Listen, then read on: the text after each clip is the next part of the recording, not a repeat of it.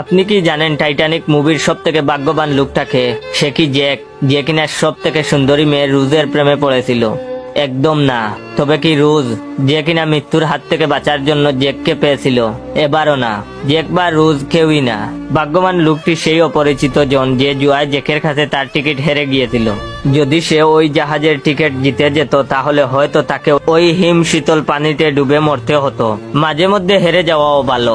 আপনি যদি আপনার পরীক্ষায় ব্যর্থ হয়ে থাকেন, আপনি যদি আপনার লাইফে হেরে গিয়ে থাকেন, আপনি যদি আপনার লক্ষ্যে না পৌঁছাতে পেরে থাকেন, আপনি যদি আপনার ভালোবাসা হারিয়ে থাকেন, সবকিছুই কোনো না কোনো কারণে ঘটে থাকে। মাঝে মধ্যে হেরে যাওয়াটাও ভালো। হতে পারে স্রষ্টা আপনাকে আরো বড় কোনো বিপদের হাত থেকে রক্ষা করলেন। আপনি কি জানতে চান আমার বন্ধু বান্ধবীরা বড় হয়ে যা হওয়ার স্বপ্ন ছিল আর ভাগ্য দোষে যা হয়? যদি শুনতে চান তাহলে অবশ্যই আমার original page your joy follow দিয়ে রাখবেন, আর ভালো লাগলে অবশ্যই ভিডিওটা শেয়ার করে দিবেন।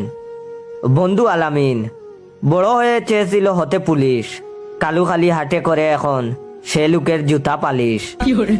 সাকিবের মনে ভবিষ্যতে ছিল ডাক্তার হবার আশা, সেই সাকিব হয়েছে এখন খাঁটি বাংলার খাঁটি চাষা। ইঞ্জিনিয়ার হয়ে গ্রামে গঞ্জে গড়তে চেয়েছিল দালান, দালাল হয়ে বন্ধু রাকিব এখন ধরে গরুর চালান। বান্ধবী সুমাইয়ার ইচ্ছে ছিল এনজিওতে করবে চাকরি, এখন শুটকি রান্না করতে সে রোজ খুঁজে বেড়ায় লাকড়ি। বিমানবালা হওয়ার আশায় আহা হচ্ছিল বড় মুন্নি, এখন শুনি হয়েছে নাকি সে বোজার বাপটার গিন্নি। এবার আখি চেয়েছিল হবে সেলিব্রিটির বউ, বয়স বাড়ে বুড়ি হচ্ছে তারা, এখনো বিয়ে করেনি কেউ।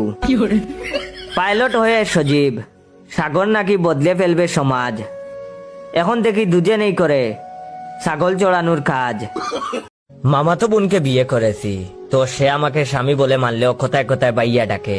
সেদিন বললাম আম্মুর থেকে আমার কথা বলে 1000 টাকা আনো, সে আম্মুকে গিয়ে বলেছে বাইয়া বলেছে 1000 টাকা দিতে। আমাকে বাইয়া ডাকতে শুনে আম্মু রীতিমতো অবাক।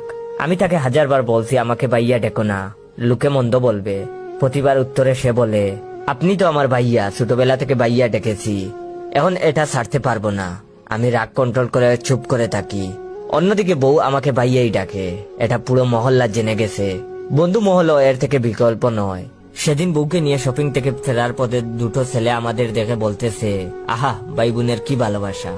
এটা শুনে মেজাজ গরম করে ছেলেটাকে মারতে গেলাম, বউ আমাকে আটকে বলল রাস্তার ছেলেদের মারতে নেই ভাইয়া। মেজাজ গেল আরো রেগে, দিলাম বউকে ঠাটিয়ে থাপ্পড়। থাপ্পড় খেয়ে কান্না করতে করতে বউ বলল আমাকে মারলেন কেন ভাইয়া? এটা শুনে আমি জ্ঞান হারালাম। পরের দিন আমার জ্ঞান ফেরার পর বউ আমাকে বলে এখন শরীর কেমন লাগছে ভাইয়া? শিক্ষক ছাত্রকে জিজ্ঞাসা করলেন টেনশন কাকে বলে? ছাত্র বলল মনে করেন স্যার আপনি রাস্তায় বের হলেন গাড়ি নিয়ে, সুন্দরী এক মেয়ে লিফট চাইলো, লিফট দিলেন। হঠাৎ মেয়েটি গেল অসুস্থ হয়ে, নিয়ে গেলেন হাসপাতালে। কিছুক্ষণ পর ডাক্তার এসে বলল আপনি বাবা হতে চলেছেন। শুরু হলো টেনশন।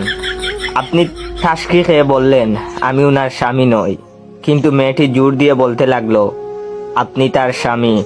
তখন টেনশন আরো বাড়তে লাগলো। পুলিশ আসলো এবং আপনার মেডিকেল চেক আপ হলো।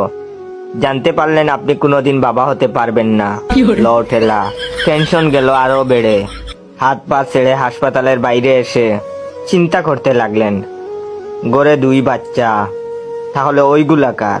এটাই হলো আসল টেনশন স্যার।